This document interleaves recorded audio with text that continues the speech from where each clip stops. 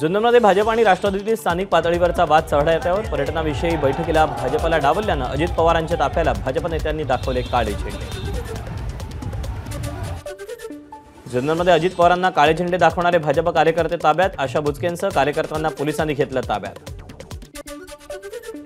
जनसन्मान यात्रा हा राष्ट्रवादी काँग्रेस पक्षाचा स्वतंत्र कार्यक्रम, काळे झेंडे दाखवणाऱ्यांनी स्वतंत्र कार्यक्रम घ्यावा, अजित पवारांना दाखवलेल्या काळ्या झेंड्यांवर अमोल मिटकरींची प्रतिक्रिया। भाजपने अजित पवारांना काळे झेंडे दाखवले हे महायुतीसाठी दुर्दैवी, पुणे जिल्हा परिषदेचे माजी उपाध्यक्ष गणपत फुलवडे यांची प्रतिक्रिया। खोके देऊन निवडणूक आयोगाला विकत घेतले, महाराष्ट्र हरियाणासह 4 राज्यांच्या निवडणुका एकत्र न घेतल्यानं संजय राऊतांचा भाजपवर हल्लाबोल। रामटेकसह शिवसेना विदर्भातील विधानसभेच्या 3 जागा लढवणार, संजय राऊतांची माध्यमांना प्रतिक्रिया। निवडणूक सर्वे लोकांमध्ये संभ्रम निर्माण करण्यासाठी विधानसभेच्या सर्वेवर संजय राऊतांची टीका, तर मविया राज्यात 180 जागा जिंकणार असल्याचा विश्वास व्यक्त। आगामी विधानसभा निवडणुकीच्या पार्श्वभूमीवर मुंबईतील 36 मतदारसंघांसाठी अतिरिक्त जिल्हा निवडणूक अधिकाऱ्यांची नियुक्ती, राज्य निवडणूक आयोगानं केली नियुक्ती। शिवसेना पक्ष आणि चिन्ह प्रकरणी सुनावणी पुन्हा लांबणीवर, 20 ऑगस्टला होणारी सुनावणी आता 17 सप्टेंबरला होण्याची शक्यता। अंधेरी पूर्व विधानसभेसाठी शिवसेना भाजपात रस्सीखेच, शिंदे गटाकडून प्रदीप शर्मा यांच्या पत्नी तर भाजपकडून मुरजी पटेल इच्छुक, रक्षाबंधनानिमित्त करणार शक्ती प्रदर्शन। भाजपचे माजी खासदार सुरेश वाघमारे वर्धा विधानसभेसाठी इच्छुक, लोकसभेच्या अपयशानंतर उमेदवार परिवर्तन अपेक्षित, त्यामुळे पक्षाकडे वर्ध्याची जागा मागणार असल्याची माहिती। कोल्हापुरात झळकले मुख्यमंत्री उपमुख्यमंत्र्यांचे फिल्मी स्टाईल बॅनर, त्रिदेव अजिंक्य असा बॅनरवर उल्लेख, राजेश क्षीरसागर यांच्याकडून बॅनरबाजी। लाडक्या भावांसाठी मुख्यमंत्री प्रशिक्षण योजना आणली, मुख्यमंत्री एकनाथ शिंदेंची माहिती, लाडकी बहीण योजनेमुळे लाखो लाडक्या बहिणी मिळाल्या, मुख्यमंत्र्यांची प्रतिक्रिया। प्रत्येक खात्यात पैसे आल्याशिवाय योजना बंद होणार नाही, उपमुख्यमंत्री देवेंद्र फडणवीसांचं लाडक्या बहिणींना आश्वासन।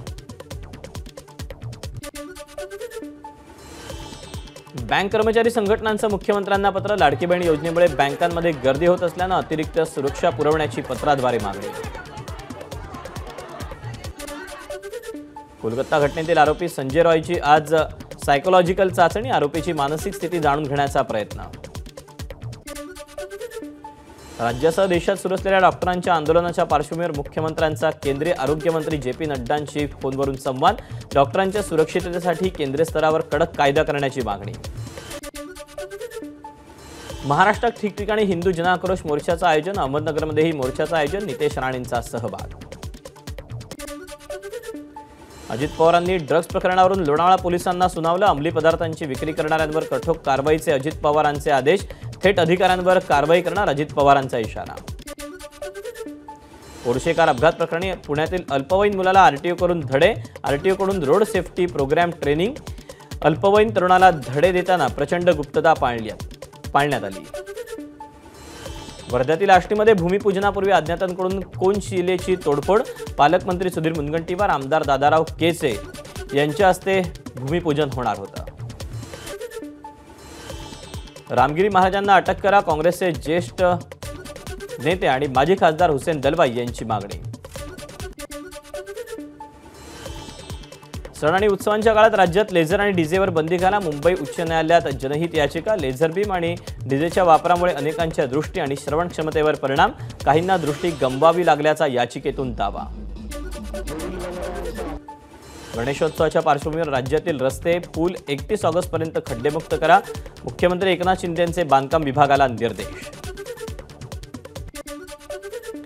8 ते 10 दिवसांच्या विश्रांतीनंतर राज्यात पावसाचं पुनरागमन, कोकण, मध्य महाराष्ट्र, विदर्भ, मराठवाड्यासाठी 31 ऑगस्टपर्यंत येलो अलर्ट।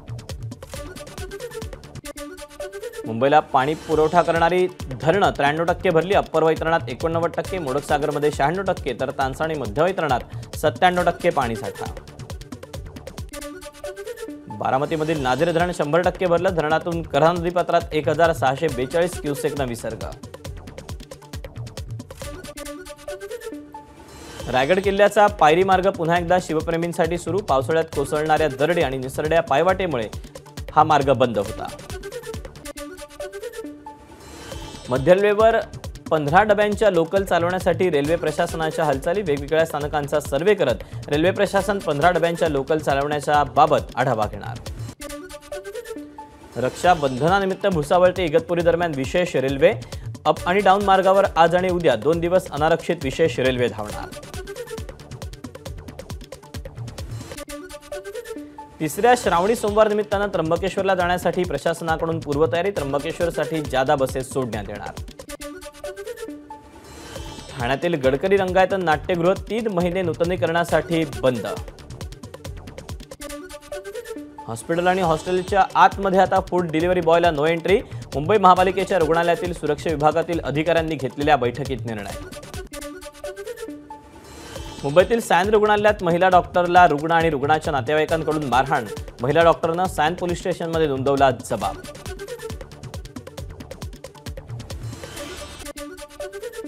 नंदुरबारमध्ये वाहन चालकाला गाडी चालवताना हृदयविकाराचा झटका. कार अनियंत्रित झाल्यानं अपघात. कारनं 4घांना उडवलं, यात 2घांचा मृत्यू. पुणे ड्रग्ज प्रकरणात गुजरातमधून एकाला अटक. विश्रांतवाडी परिसरातून पोलिसांकडून 1 कोटी रुपयांचे एमडी ड्रग्ज जप्त. नाशिकमध्ये परप्रांतीय मुलाचं अपहरण करून हत्या. चांदवड तालुक्यातल्या वडनेर भैरवमधली घटना. मुलाच्या अपहरणाचं सीसीटीव्ही फुटेज हाती. स्त्री 2 वर्षभरातला आतापर्यंतचा सर्वात सुपरहिट चित्रपट.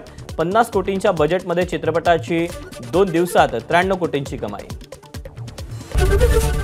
एबीपी माझा, उघडा डोळे बघा नीट.